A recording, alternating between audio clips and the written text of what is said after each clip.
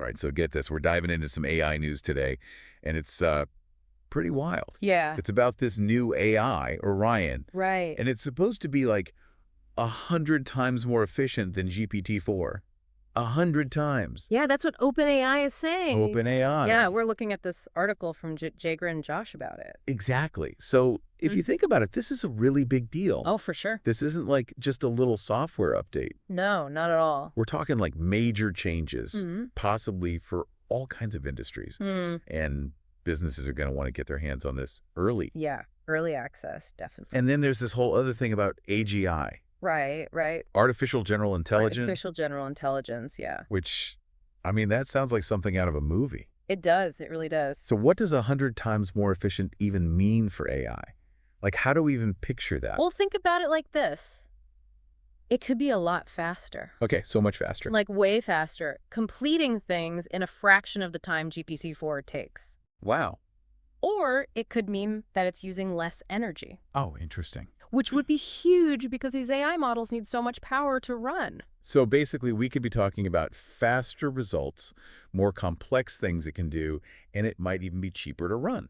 Potentially all of that, yeah. Right. It's really exciting to think about the possibilities. Like, Yeah. imagine drug discovery going so much faster Oh, wow. with pharmaceutical companies using Orion to analyze tons of data in no time, Right. or climate researchers being able to simulate things so accurately and quickly. That's incredible. It's almost like science fiction. It kind of is, right? And then there's that AGI thing, which Right. sounds pretty sci-fi to me. Right. What exactly does artificial general intelligence mean? So AGI is basically like an AI that can learn and solve problems across all sorts of areas. Like a human. Yeah, pretty much like a human, not just one specific task like, playing chess or writing a poem, Right. but it can adapt and learn in different situations. So is Orion gonna like become self-aware and start writing poetry or composing music? Well, it could be a step towards AGI, but it's important to be realistic. We're probably a ways off from that. Okay, so no robot poets just yet.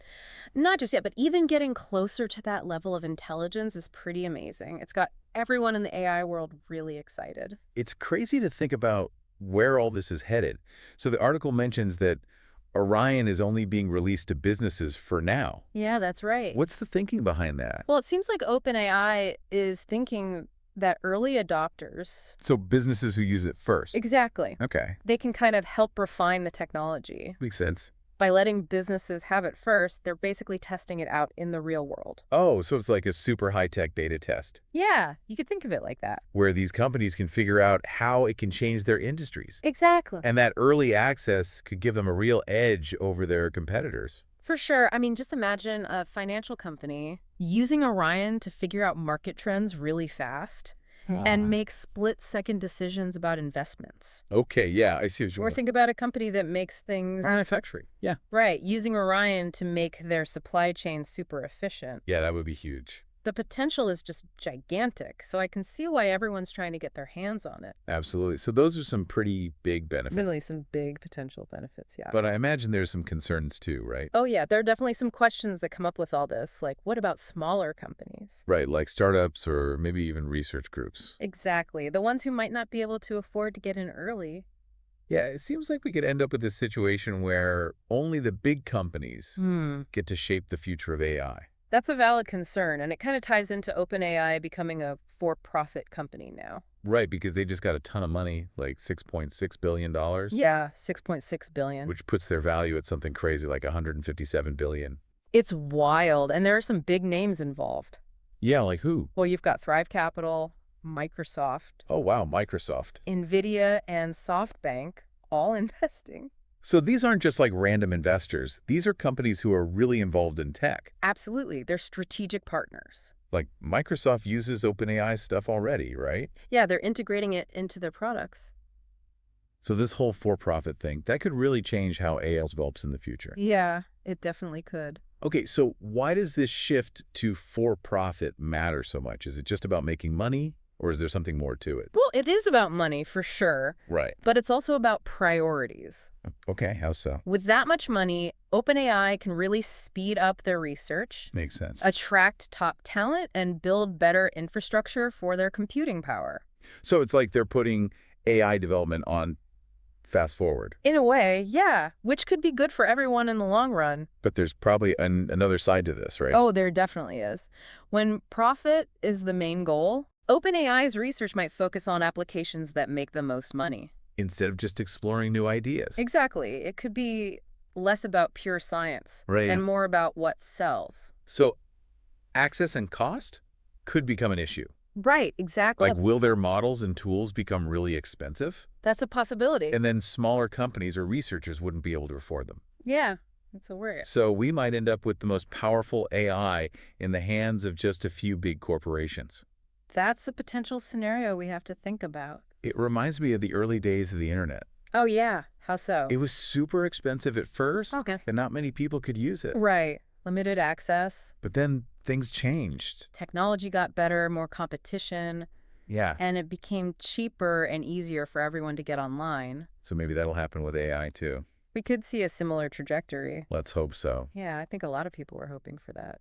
So speaking of OpenAI changing, Yeah. there were those big names who left the company, right? That's right. 3 senior leaders are gone, including Mira Murati, the CTO. And it was only 3 of the original 13 co-founders left at that point. Yeah, that's a pretty big shift in leadership. Especially since Murati's starting her own AI company now. Exactly. I wonder if those departures are connected to OpenAI becoming more commercially focused.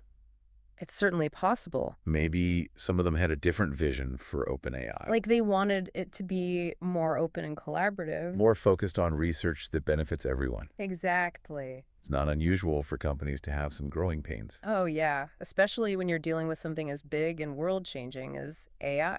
So maybe there were some fundamental disagreements Yeah. about the direction of OpenAI, About whether focusing on commercial applications is the right way to go. whether exclusive access is ethical. All those questions are really important to consider. Definitely. So it's interesting to see these internal shifts at OpenAI happening Mm-hmm. while they're also working on this potentially groundbreaking technology. Yeah, it's a lot happening all at once.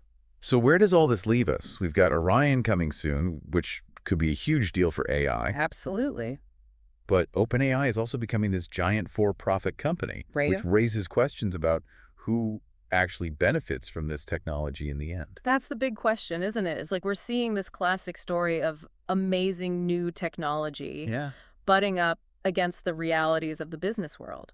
And you were saying earlier about access being a concern. Mm-hmm. So what happens if AI development is mostly driven by profit? That's the million-dollar question. Will only the people who can afford it get to use it? It's a real possibility, and that could make existing inequalities even worse. This is really important that we talk about this now. Exactly. We need to figure out how to make sure that AI is used ethically and responsibly. And demand transparency from companies like OpenAI. Because we've seen this happen before with other technology. Oh, for sure. Like the internet, social media. Even the printing press way back when. It all comes down to how these technologies are controlled, And who gets to use them. because that has a huge impact on society. Absolutely. And AI has the potential to change things even more than those. It's not just about making things faster or easier. It's about how we learn, how we communicate, even how we think. It's pretty mind-blowing. It really is. Yeah, it's a lot to think about. Mm. So we're wrapping up our deep dive into Orion and OpenAI. Right. What's like the one big thing you want our listener to remember about all of this? I think the most important takeaway is that we're not just passengers on this AI train. Like, we actually have a say in what happens. Exactly. The future of AI, it's not set in stone. Okay. It's being shaped right now by companies like OpenAI, by all the money being invested, and by the conversations we have about it. So it's like a story that we're all writing together. That's a great way to put it. That's actually kind of empowering. It is. It means we all have a role in figuring out how this technology develops and how we use it. Yeah, I like that. So if someone wants to dig deeper into all this, Mm-hmm. Orion, OpenAI, the big picture of AI, Definitely check out that Jagran Josh article we talked about. it's a good place to start, right? Yeah, it's a really good introduction to this whole world. Perfect. Well, that's about it for today's deep dive. Thanks for joining us. Always a pleasure. And keep those brains buzzing out there. The more we all know about AI, the better we'll be able to handle what's coming next. Until next time, keep diving deep and stay curious.